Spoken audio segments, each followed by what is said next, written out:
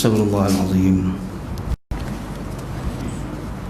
Astaghfirullahalazim allazi la ilaha illa huwal hayyul qayyum wa atubu ilaih. Allahumma salli ala sayyidina Muhammad wa ala alihi wa sahbihi wa barik wa sallim. Allahumma salli ala sayyidina Muhammad wa ala alihi wa sahbihi wa sallim. Allahumma salli ala sayyidina Muhammad wa ala alihi wa sahbihi wa barik wa sallim. Assalamualaikum warahmatullahi wabarakatuh. Ila hadratin Nabi Mustafa Rasulullah sallallahu alaihi wasallam wa alihi wa ashabihi al-kiram wat tabi'in wa tabi'in lahum bi ihsanin ila yaumiddin. Thumma ila arwahi walidina wa walidikum wa masyayikhina wa masyayikhikum wa ila jami'il qubur minal muslimin wal muslimat. Sya'ulillahi lahumul Fatihah. أعوذ بالله من الشيطان الرجيم. بسم الله الرحمن الرحيم. الحمد لله رب العالمين الرحمن الرحيم مالك يوم الدين إياك نعبد وإياك نستعين اهدنا الصراط المستقيم صراط الذين أنعمت عليهم غير المغضوب عليهم ولا الضالين آمين. Bismillahirrahmanirrahim. Alhamdulillahi rabbil alamin. Wassalatu wassalamu ala asyrafil anbiya wal mursalin sayyidina Muhammad wa ala alihi wa sahbihi ajma'in. Allahumma inna nas'aluka ridhaka wal jannah wa na'udzubika min sakhatika wan nar. Allahumma a'inna ala dzikrika wa syukrika wa husna ibadatik. Allahumma arinal haqqa haqqan warzuqna ittiba'ah wa arinal batila batilan warzuqna ijtinabah. Allahumma habib ilayna al-iman wa zayyinhu fi qulubina wa karrih ilayna al-kufra wal fusuqa wal 'isyan waj'alna minal rasyidin. Allahumma inna nas'aluka ridhaka wal jannah. Allahumma inna na'udzubika minal barasi wal junun wal juzam min sayyi'il asqam. Na'udzu bikalimatillahi tammati min syarri ma khalaq. Bismillahil syafi, bismillahil kafi, bismillahil mu'afi, bismillahillazi la yadurru ma'a ismihi syai'un fil ardi wala fis sama' wa huwas samiul alim. Bismillahi tawakkaltu 'ala Allah wa la haula wa la quwwata illa billahil 'aliyyil 'azim. Rabbana 'alaika tawakkalna wa ilaika anabna wa ilaikal masir. Allahumma rzuqna fahman nabiyyin wa hifzal mursalin wa ilhaman malaikatil muqarrabin. Rabbana atina min ladunka rahmatan wa hayyi' lana min amrina rasyada. Fa amma ba'd. Alhamdulillah. Pertamanya kita merafakkan syukur kehadirat Allah Subhanahu wa taala yang tidak terhingga. Hormati jawatan kuasa surau, tuan-tuan haji, puan-puan hajah yang dikasihi dan dirahmati Allah Subhanahu wa taala. Alhamdulillah, kita dipertemukan oleh Allah Subhanahu wa taala dalam keadaan sihat wal afiat, dan dalam keadaan kita dapat melaksanakan ibadah, beribadah secara berjamaah. Sampai hari ni saya tengok sampai 4 soft. Ramai tuan-tuan. Jarang-jarang berlaku. Dah berapa kali kuliah dah surau ni? Dah kali ke berapa? Alhamdulillah, dah 4 kali selepas 1 Julai lah. 7 kali masuk kuliah subuh. Alhamdulillah. Ni saya rasa antara surau yang terawal. Alhamdulillah. Sebab jamaahnya bersemangat tadi. 4 soft tuan. Biasa 2 kan. Hari ni jadi 4. Alhamdulillah, mudah-mudahan lebih ramai lagi. Apapun kita bersyukur kepada Allah Subhanahu wa taala. Setelah mana Allah dan kita masih lagi dalam ujian, masih lagi tak selesai lagi PKP-nya. Apapun hakikatnya, kita dalam dunia ni sentiasa Allah uji. Sedar tak sedar, Allah berfirman dalam Al-Quran, a'udzubillahi minasyaitonir rajim, wala nabluwannakum bisyai'in walanabluwannakum bisyai'in minal khawfi wal ju' wa naqsim minal amwali wal anfusi wath thamarat wa basyiris sabirin. walladzina idza asabatuhum musibah qalu inna lillahi wa inna ilaihi raji'un. Biasa kita dengar ayat ini dalam surah Al-Baqarah. Allah menyatakan, dan kami akan menguji kamu bisyai'in minal khawf, sedikit rasa takut. Semua orang takut. Siapa pun tak boleh jamin diri dia terlepas. Mula-mula dulu kata ni tak kena pada orang Islam, Ustaz, ni orang yang makan alif bayar je. Rupa-rupanya hikmah yang Allah nak beri pada kita. Tanggungjawab mencegah mungkar ni, hatta orang kafir sendiri pun kita kena cerita mudarat dia. Bila Allah nak bagi musibah menjangkau kepada siapa-siapa pun boleh kena, maka kita diselubungi rasa takut, khauf, kemudian rasa kelaparan. Tapi PKP baru ni, masa tak boleh keluar rumah, saya rasa tak ada orang lapar. Makin kenyang tuan-tuan. Orang rumah masak saja 25 jam sehari. Sebelum Ramadan tambah berat dulu. Lepas Ramadan, masa Ramadan kurang sikit. Lepas Ramadan sikit je kurang. Lepas Ramadan walaupun tak ada open house, naik balik. Mana Allah menguji kita dalam pelbagai keadaan. Wa nafsin, hilang nyawa. Berapa ramai orang yang meninggal, orang yang mati. Sebut bual dengan seorang, jumpa dekat bengkel, tak apa nama, dekat parit Pek Unas ke apa, Pek Samsu, Alung punya adik. Jumpa orang kat situ, dia kata dia baru keluar daripada KPJ. KPJ dekat Shah Alam ke mana disebut. Dia tengok satu video bagaimana orang kena COVID ni, nak dipindahkan ke Sungai Buloh. Dia dapat pula video tu. Dia keluarkan lendir tu tuan-tuan, dah macam tali dah daripada mulut ni. Tarik. Dah macam tali besar-besar macam jari ni nak keluarkan. Patut orang yang kena tu meninggal. Dia cerita dalam perjalanan nak pergi sebelah Sungai Buloh, pakcik tu meninggal depan mata dia. Orang ambil video. Dia kata, dia tunjuk saya video tu, nak kongsi dengan saya, tak payahlah. Nampak kehilangan nyawa, Allah beri ujian pada kita. Apa dia lagi? Wal anfusi wath thamarat. Kehilangan tanam-tanaman. Cara lain pula Allah datangkan musibah dengan banjir dan seumpamanya. Wa basyiris sabirin. Allah kata, berilah khabar gembira orang-orang yang bersabar. Siapa dia ni? Orang mukmin yang bersabar. Dan akhirnya Allah kata sifat orang yang beriman, alladzina idza asabatuhum musibah qalu inna lillahi, balik pada Allah Subhanahu wa taala. Orang beriman ni inna lillahi wa inna ilaihi raji'un, datang daripada Allah, kembali semula kepada Allah. Maka Allah beri kita beberapa iktibar sebelum kita masuk kitab fiqh manhaji kita ni. Kita tengok beberapa iktibar yang kita perlu ambil. Yang pertama dari sudut akidah, kita kena faham. Allah kata dalam Al-Quran, surah At-Taubah, Allah kata apa? Qul lan yusibana illa ma kataballahu lana huwa maulana wa 'alallahi falyatawakkalul mu'min. Allah kata, katakanlah ya Muhammad, la yusibana, tidak sesekali sesuatu musibah itu menimpa kita illa ma kataballahu lana, kecuali apa yang Allah dah tentukan pada kita. Ada satu riwayat menyebutkan takdir Allah pada kita ni sebelum 50,000 tahun sebelum kita dijadikan, Allah dah tentukan dah. Cuma kita tak tahu. Maka ikhtiar kita berusaha mengelak. Itu iktibar yang pertama. Ketetapan Allah, takdir Allah, Allah dah tentukan. Huwa maulana, Allah yang berkuasa atas kita. Ada orang kena meninggal, ada orang kena selamat. Ada orang rasa takut, ada orang tak takut, ada orang seolah-olah nak melawan takdir Allah. Maka yang pertama tadi, Allah uji akidah kita. Ada yang kata, alah, orang beriman takkan kena punya. Betul. Maka kita disuruh, maka Nabi SAW mengajar kita untuk dekatkan diri pada Allah. Ni tadi Allah kata, alladzina idza asabatuhum musibah qalu, mereka berkata inna lillahi wa inna ilaihi raji'un. Orang beriman balik pada Allah. Maka kita diajar supaya berdoa, hikmah, keyakinan kita dengan Allah, Doa yang Nabi ajar, amal.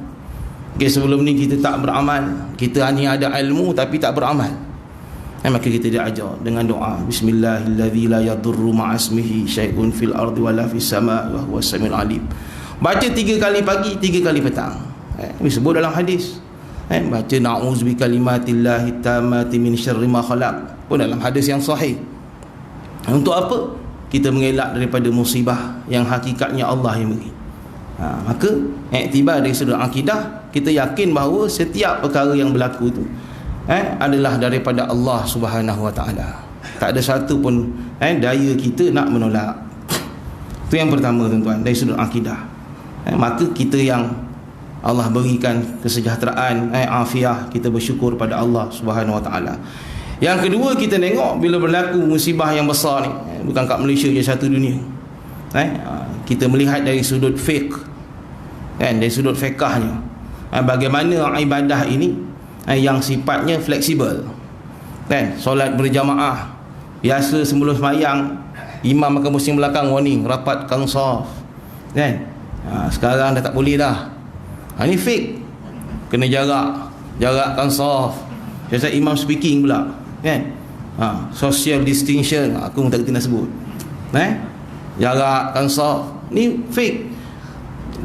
Nabi suruh sembahyang berjamaah 27 kali ganda, dia punya pahala. Tiba musibah, maka fake ulama beri pendapat, beri fatwa. Masjid yang boleh datang pun akhirnya tak boleh nak datang. Bila dah boleh, tu yang bersemangat tadi, sampai 4 saf. Maka Allah suruh kita fikir, renung balik.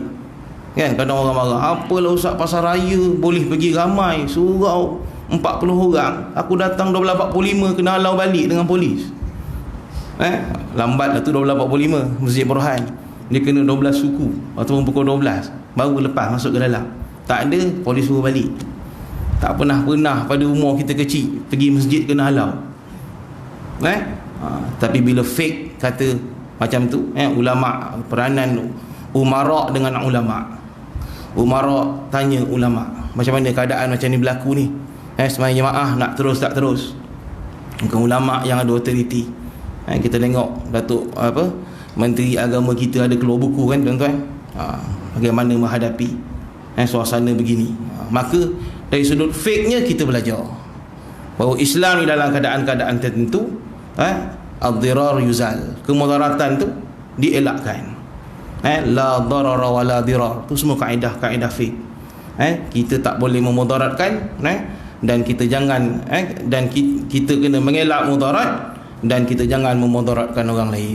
Maka dia ajar pakai sanitizer, pakai mask. Ni semua perkara-perkara agama.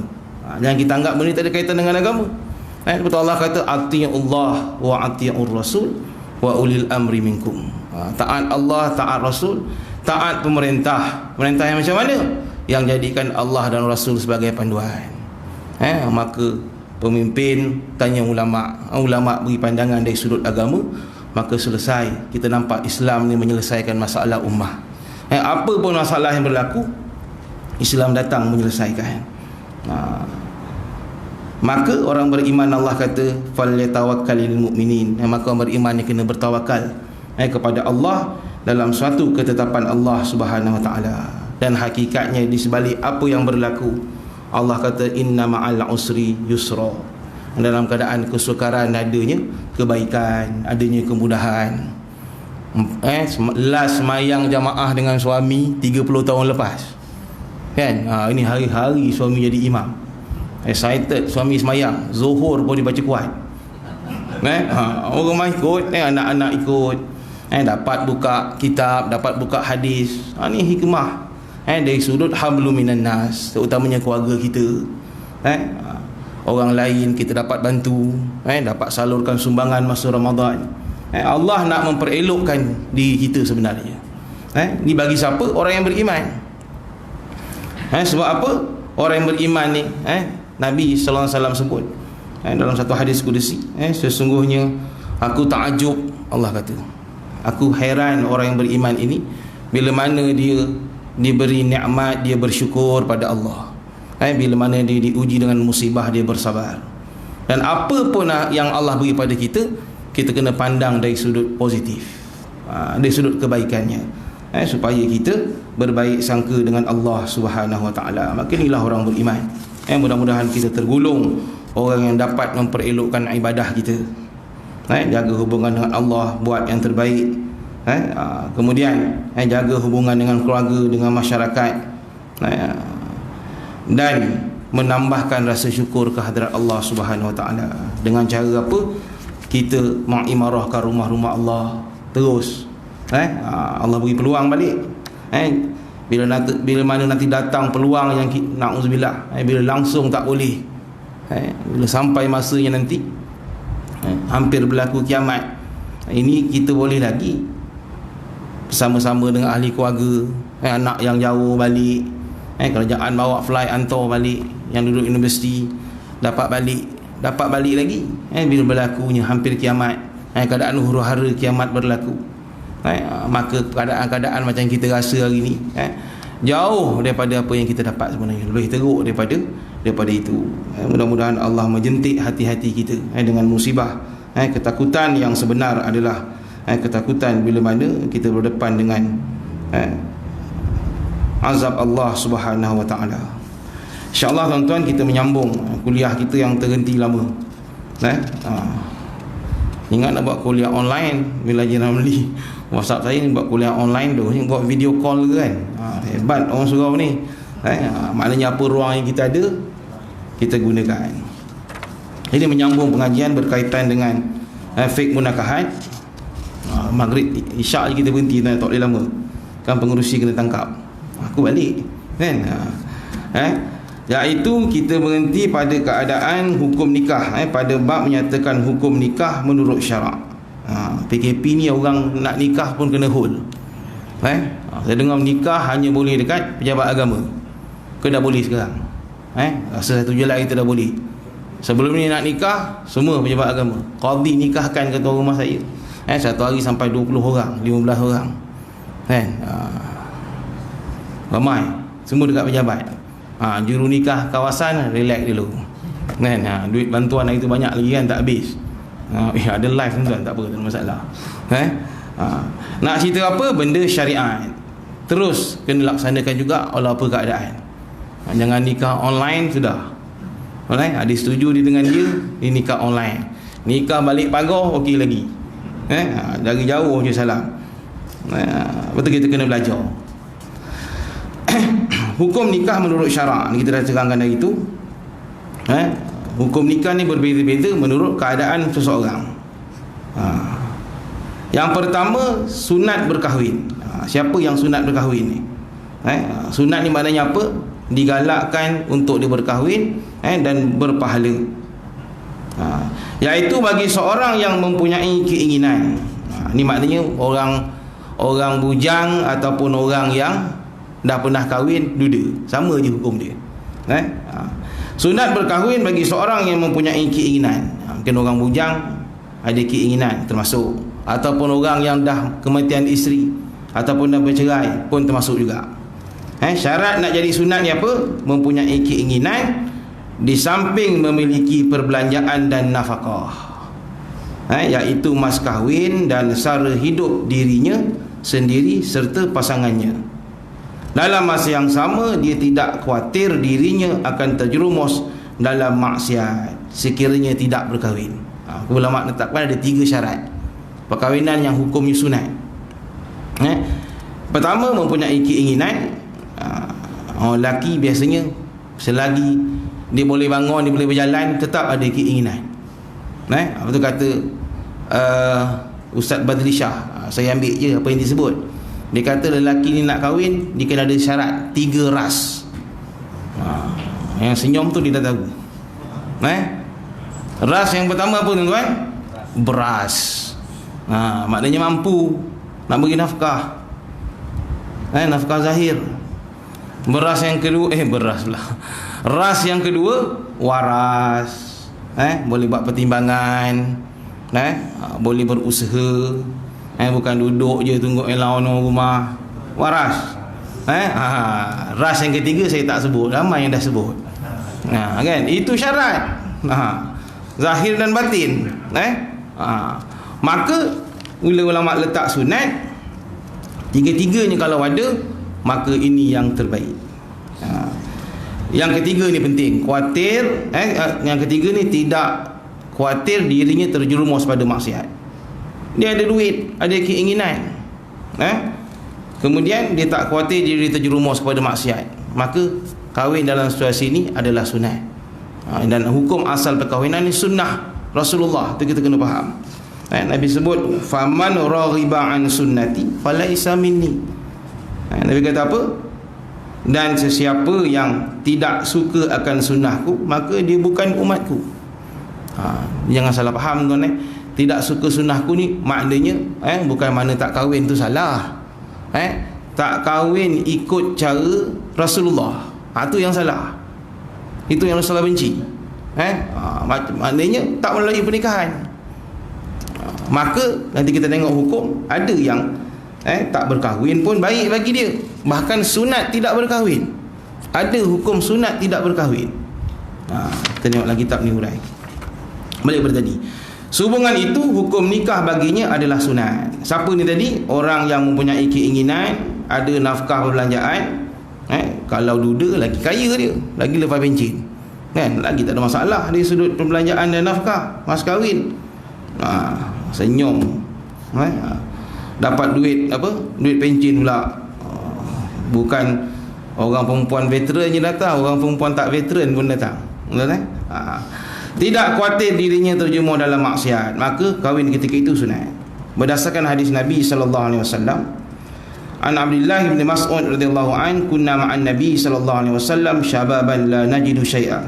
Faqala lana Rasulullah sallallahu alaihi wasallam, ya ma'syara syabab man istata'a minkumul ba'ah falyatazawwaj fa inna aghaddu lil basari wa ahsanu lil farj faman lam yastati' fa alaihi bis-shaum fa innahu lahu wija'. Hadis riwayat Al-Bukhari dan Muslim. Yang bermaksud daripada Abdullah bin Mas'ud, katanya ketika bersama-sama Nabi sallallahu alaihi wasallam, kami masih muda belia. Siapa cerita ni? Abdullah bin Mas'ud. Kami masih muda belia yang tidak memiliki sebarang harta. Lantas baginda bersabda yang bermaksud, wahai para pemuda, sesiapa di kalangan kamu mempunyai kemampuan, maka berkahwinlah kerana ia dapat menundukkan pandangan dan memelihara kehormatan. Sebaliknya jika tidak mampu, maka hendaklah ia berpuasa, kerana puasa itu merupakan pengekang nafsu. Nabi sebut bagi orang muda, nak jaga kehormatan diri, nak tundukkan pandangan dari melihat yang haram, walaupun dia tak mampu, maka kita kena permudahkan. Tapi sunat ni bagi anak yang mampu, bagi orang lelaki yang mampu. Perkahwinan dalam keadaan berkeinginan dan berkemampuan adalah lebih baik daripada menumpukan masanya dengan ibadah sahaja. Ini ada kaitannya. Sebab datang hukum sunat tidak berkahwin, nanti dia kata apa?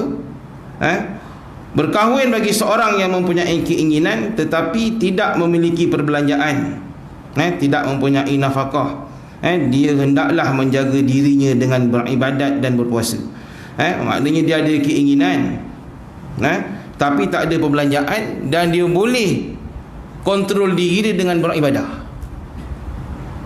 Dia ada keinginan tapi tak ada perbelanjaan, dan dia boleh kontrol diri dia dengan melakukan ibadah, dekatkan diri dengan Allah. Keadaan ini, kata ulama, sunat dia tak berkahwin. Dia tak ada duit, tapi dia tak buat maksiat, dia dapat dekatkan diri dengan Allah. Termasuklah orang perempuan, tak ada orang nak masuk minang dia, tak ada masalah kalau dia nak minang lelaki pun. Boleh hari ni. Nak cerita hukum sunat tidak berkahwin, keadaannya macam tu. Dia ada keinginan, tak ada perbelanjaan. Nak cerita perbelanjaan ni penting. Dia dapat tumpu pada ibadat dia, maka ketika itu sunat dia tidak berkahwin. An-nafara min ashab bin Nabi sallallahu alaihi wasallam sa'alu azwajan Nabi sallallahu alaihi wasallam an amalihi fi sirri. Saya baca maksud dia. Daripada Anas radhiyallahu an, beberapa orang sahabat Nabi pernah bertanya kepada isteri-isteri baginda tentang amalan yang baginda lakukan ketika bersendirian. Seorang daripada mereka berkata, aku tidak akan berkahwin. Seorang lagi berkata, aku tidak akan makan daging. Manakala seorang lagi berkata, aku tidak akan tidur atas tilam.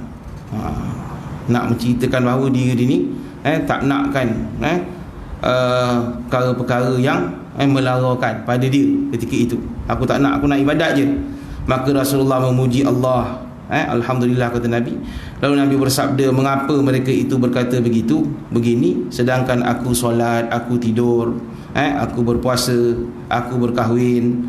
Justru siapa yang tidak suka akan sunnahku, maka dia bukan di kalangan umatku. Ini Nabi sebut hadis yang panjang berkaitan dengan yang saya sebut tadi. Siapa yang tak suka, faman raghiba an sunnati falaysa minni, maka yang tak kahwin ni rugi. Kerana amal orang yang pahala ganjaran amal orang yang berkahwin ni berbeza. Kita orang perempuan suruh suami kita sembahyang berjamaah, kita pun dapat pahala sama sembahyang berjamaah ke surau contoh. Tak bolehlah PKP, kata suami. Dia balas hari Jumaat, balas tak boleh, dah cukup 40 orang tu, dah cukup dah, masjid tu 1/3, abang tak lagi masjid. Buat alasan hari ni sekarang orang hari ni dia buat alasan, sekarang pergi masjid orang halau balik, dia kata. Pergilah awal. Sebab apa? Kita nakkan dapat sembahyang Jumaat. Kecuali orang yang memang sukar bagi dia nak keluar dan dia rasa tak sihat. Hari ni orang akan ambil remeh. Orang yang bila Allah datangkan ujian macam gini, Allah nak tapis. Siapa orang yang bersungguh-sungguh nak beribadah? Siapa orang yang sungguh-sungguh nak mengejar pahala? Berbanding dengan orang yang akan yang ambil peluang bila berlaku sesuatu. Ramai yang ambil peluang, dia jadikan kesempatan pula, sedangkan tak ada kesukaran bagi dia dan dia boleh dapat pahala yang lebih. Tadi saya dah sebut sunat tidak berkahwin. Kemudian yang seterusnya makruh. Siapa yang makruh ni? Hukum ini berlaku apabila seorang itu tidak perlu kepada perkahwinan, tak ada keinginan, tak mempunyai keinginan untuk berkahwin, sama ada disebabkan oleh faktor semula jadi, penyakit, ataupun tidak mempunyai perbelanjaan. Maka makruh ni maknanya apa? Dibenci untuk dikahwin. Kalau kahwin tetap sah, tapi keadaan itu, statusnya itu keadaan yang tidak digalakkan. Makruh berkahwin dalam keadaan ini kerana perkahwinan perlu kepada memenuhi sesuatu yang luar kemampuannya, iaitu mas kahwin dan mahar dan juga nafkah.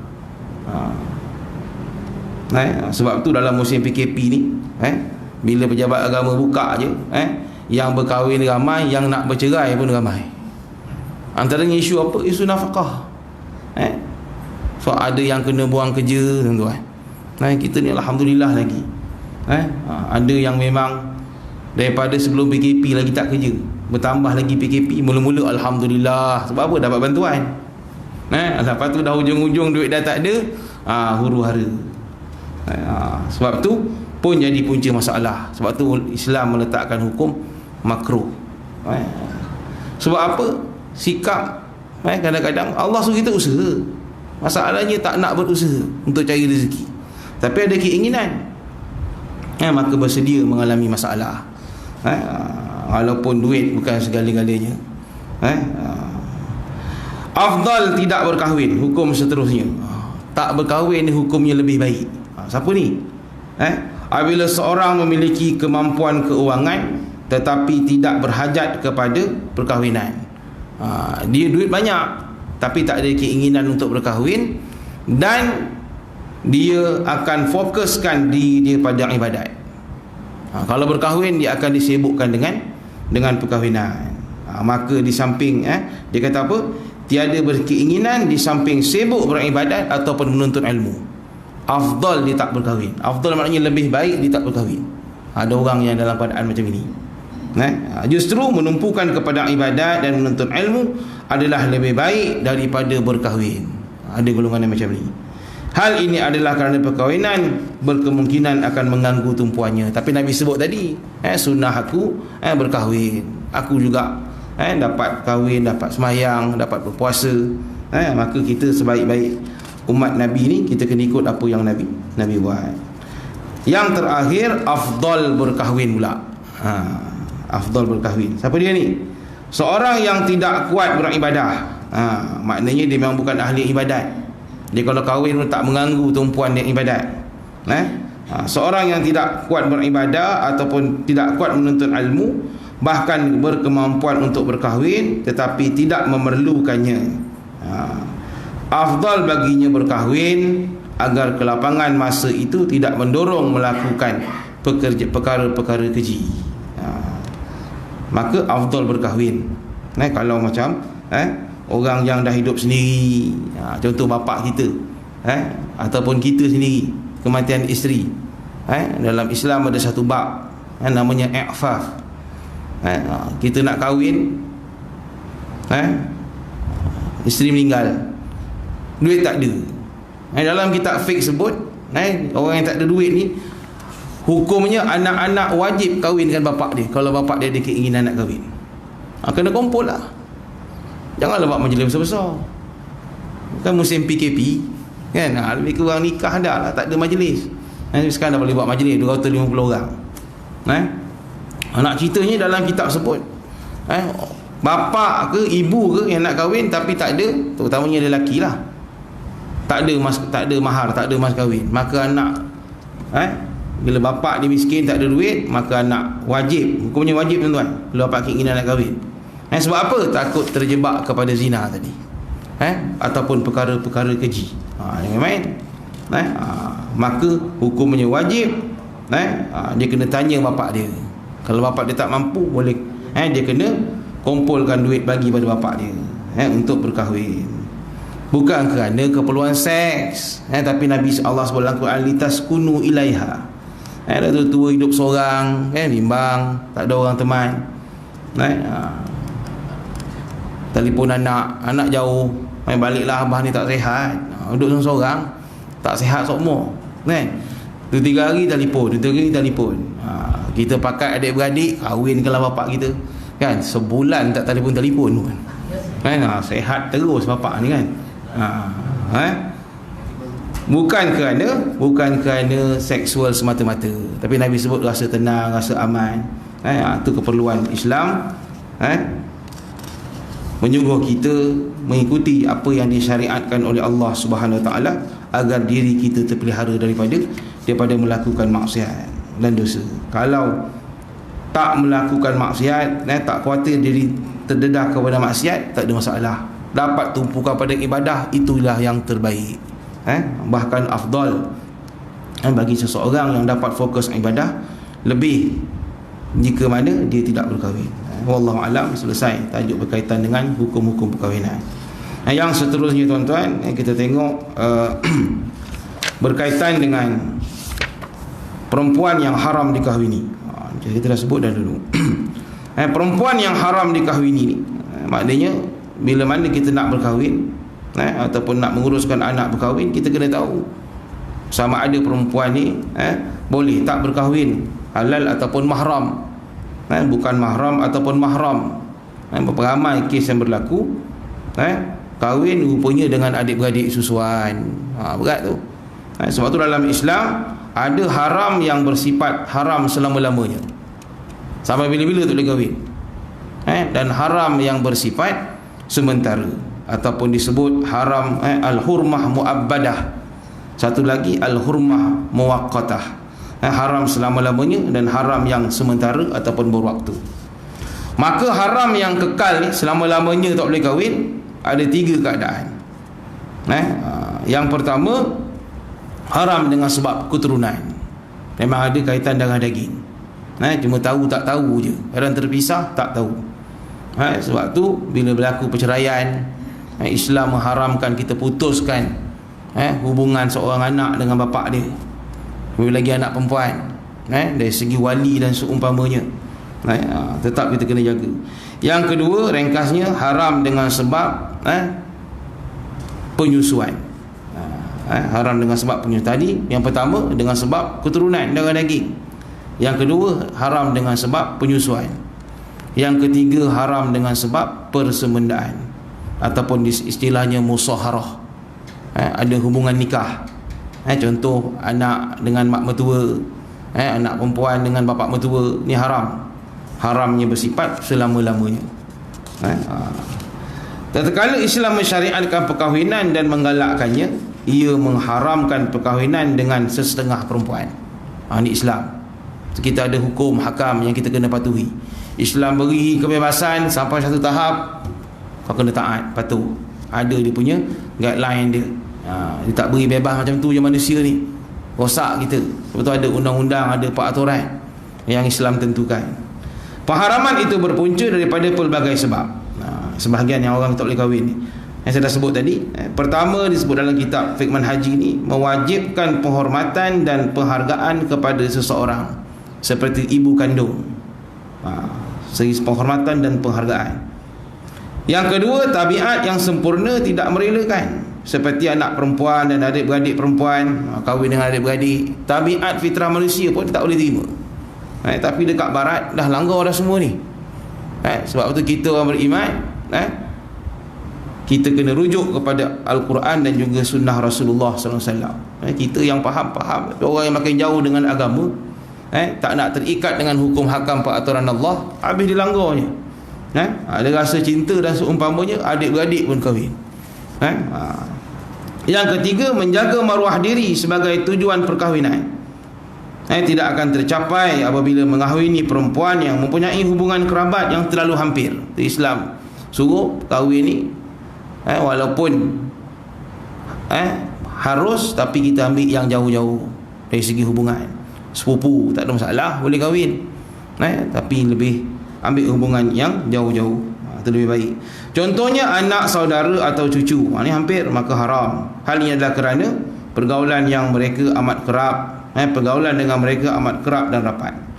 Yang keempat, membina keluarga dengan teratur dan tersusun, seperti haram mengahwini adik-beradik susuan dan anak saudara susuan. Bagi tujuan dan hikmah seperti inilah Islam mengharamkan perkahwinan setengah lelaki dengan setengah perempuan dan sebaliknya. Itu kita jelas. Maka haram yang bersifat kekal tadi, yang kita tengok huraian yang pertama, haram dari segi qarabah, qarabah ataupun keturunan. Siapa dia? Yang kita sedia maklum, ibu, nenek, sebelah ibu ke sebelah bapa dan ke atas, semua haram. Mereka merupakan asal usul keturunan yang tidak boleh dikahwini. Itu faham.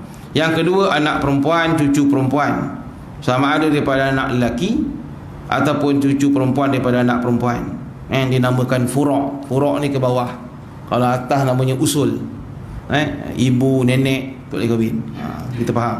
Yang ketiga, adik-beradik perempuan, sama ada seibu sebapa atau seibu. Kenapa? Ia merupakan furu', keturunan ibu bapa kita. Yang keempat, anak perempuan daripada adik-beradik lelaki, sama ada seibu sebapa atau seibu. Maknanya anak saudara, haram kahwin. Yang seterusnya kelima, anak perempuan daripada adik-beradik perempuan, pun sama, anak akak kita, tak boleh. Yang seterusnya, ibu saudara sebelah bapa, masyarakat dipanggil ammah, iaitu anak adik-beradik perempuan bapa kita, iaitu adik-beradik perempuan bapa kita.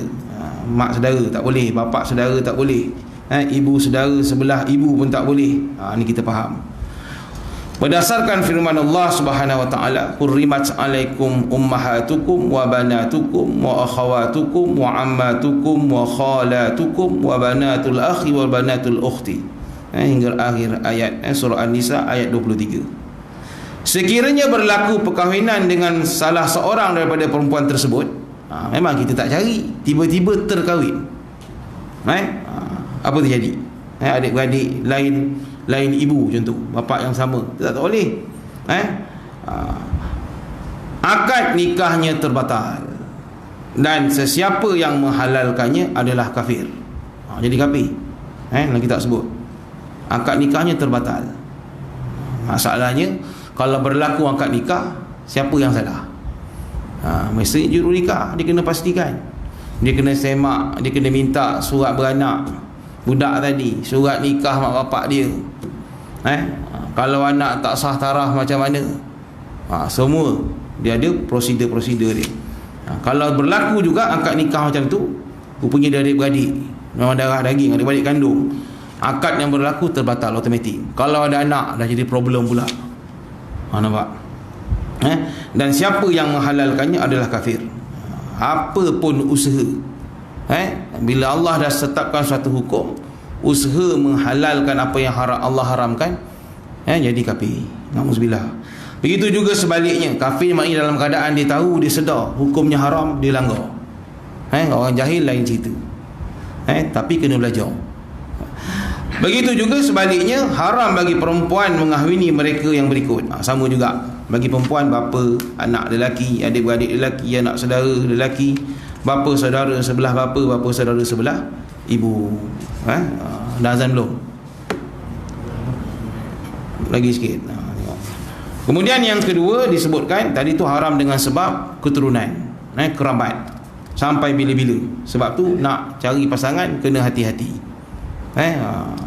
Mana tahu kan, bapak dulu kerja dekat Sabah, dah pernah kahwin dengan orang sana. Kadang orang rahsiakan. Waktu dalam kita nak menikah ni, bukan maksudnya suruh nikah lagi, maknanya pengalaman. Kan dulu kan ada isi satu borang, pengakuan kita ni memang bujang, tuan-tuan, tak pernah berkahwin. Kena isi tu. Pihak lelaki, pihak perempuan kena isi. Kalau dia menipu pun orang tahu dia pernah kahwin dulu masa kerja tentera, kan? Ni dah pencen duduk baik raja, marah pula tentera, contoh kan, berkhidmat dekat Sabah dulu kan. Lepas tu anak dekat sini kahwin, anak bercinta pula masa belajar dekat universiti. Dia pun tak kenal, dia dah tinggalkan orang sana, dia berlaku ini. Macam drama je bunyi kan, tapi itu realiti kadang-kadang. Anak berkawan dekat universiti, rupanya satu bapa yang sama, tengok bandnya sama. Kita tak terfikir pun ramai orang nama sama, kan? Bapaknya pula rahsiakan. Dia ada anak, dia tahu isteri dia yang sana ada anak, dah pisah. Sebab tu hati-hati. Sebab bila berlaku dia dah beranak penak dah, rupanya kahwin adik-beradik sebapa, jadi masalah. Tuan-tuan, ada pula anak. Macam mana ceritanya? Itu haram dari segi keturunan. Yang seterusnya kita tengok haram dari segi persemendaan, ataupun istilahnya musaharah. Ni pun selama-lamanya. Saya baca saja, masa dah nak habis. Terdapat 4 golongan perempuan yang haram dikahwini kerana musaharah ataupun dengan sebab pernikahan. Yang pertama, menantu perempuan, iaitu isteri kepada anak kita, ataupun isteri kepada cucu kita, tetap haram. Itu pertama, menantu perempuan. Yang kedua, ibu mentua. Tak boleh. Walaupun kita dah berpisah dengan isteri kita, mak mentua kita haram kita kahwini selama-lamanya. Maknanya aurat boleh, tak ada masalah. Sebab itu haram bersifat selama-lamanya. Kemudian anak tiri perempuan. Yang ketiga, anak tiri perempuan. Boleh faham tuan? Yang terakhir, golongan yang keempat, ibu tiri, yang ini ibu tiri, nenek tiri sebelah bapa. Ibu tiri ni maknanya apa? Bapak kita kahwin dengan perempuan lain. Maka perempuan tu nikah aja, kita dengan dia dah jadi mahram, dengan sebab nikah. Tapi kalau kita dah anak perempuan, anak perempuan kita ni, orang perempuan dan anak perempuan kahwin dengan seorang lelaki, anak kita ni jadi mahram dengan lelaki tadi setelah disetubuhi ibu. Tu kena faham. Seorang perempuan bawa anak, dia kahwin dengan lelaki lain. Selagi belum disetubuhi perempuan tadi oleh suami baru dia, maka anak tiri tadi, anda kata dia nikah je, lepas tu dia berpisah, cerai, boleh tak dia kahwin? Dia tengok, cantik pula anak bakal bini aku ni, dah nikah ni, reject lah mak, kau ngajar punya jantan, dia ambil anak. Boleh tak dia kahwin dengan anak? Jawabnya boleh, selagi belum disetubuhi ibu. Maknanya selagi belum disetubuhi, anak tak boleh salam. Beza dengan anak lelaki tadi. Itu kalau bapak saya kahwin lain, contoh. Saya sebut bapak saya, tuan-tuan jangan ingat. Boleh tahan juga kan. Contoh, dikahwin dengan perempuan lain je, ni nikah je, perempuan tadi tu jadi mahram saya. Lepas nikah terus boleh salam apa semua. Ada aurat, dia dah aurat pun tak apa. Tapi kalau puan-puan yang bawa anak kahwin dengan lelaki lain, bila perempuan disetubuhi, barulah anak tadi jadi mahram. Habis anak macam mana? Saya ngajar kat sekolah. Habis ustaz, mak saya kahwin lain, macam mana saya nak tahu? Dah boleh salam ke belum bapak baru saya? Kau tanyalah mak kau. Ustaz ni takkan nak tanya kan? Nak tanya macam mana kau dia menyampuk pula? Pandai-pandai kau lah kan. Nak cerita kalau ibu belum disetubuhi, maka lelaki tadi belum mahram kepada anak perempuan tadi. Ini kes anak tiri perempuan haram dikahwini oleh bapa tirinya dengan syarat dah berlaku hubungan dengan ibu. Wallahu ta'ala alam. Mudah-mudahan sedikit sebanyak malam ni kita dapat menambah keilmuan kita. Belajar bab penekahan ni bukan kerana nak kahwin lagi, tapi nak refresh balik ilmu untuk anak kita. Tak salah juga ada yang cakap kan. Wallahu ta'ala alam. Mudah-mudahan ada manfaat pertemuan kita dan Allah mempertemukan kita lagi dalam keadaan iman Islam dan diberi kesihatan yang berpanjangan. Amin ya rabbal alamin. Bismillahirrahmanirrahim. Rabbana iftah bainana wa baina qaumina bil haqqi wa anta khairul fatihin. Allahumma rabbana anfa'na bima 'allamtana wa 'allimna ma jahilna. Allahumma rzuqna tilawatahu ana ila atrafan nahar waj'alhu lana hujjatan lana wa la hujjatan 'alaina ya rabbal alamin. Rabbana 'alaika tawakkalna wa ilaika anabna wa ilaikal masir. Allahumma rabbana atina min ladunka rahmatan wa hayyi' lana min amrina rashada. Wa sallallahu ala sayyidina Muhammad wa ala alihi wa sahbihi wa baraka wa sallam. Subhana rabbika rabbil 'izzati 'amma yasifun wa salamun 'alal mursalin walhamdulillahi rabbil alamin. Aqulu qawli hadza astaghfirullah li wa lakum wa lisairil muslimin wal muslimat innahu ghafurur rahim. Assalamualaikum warahmatullahi wabarakatuh.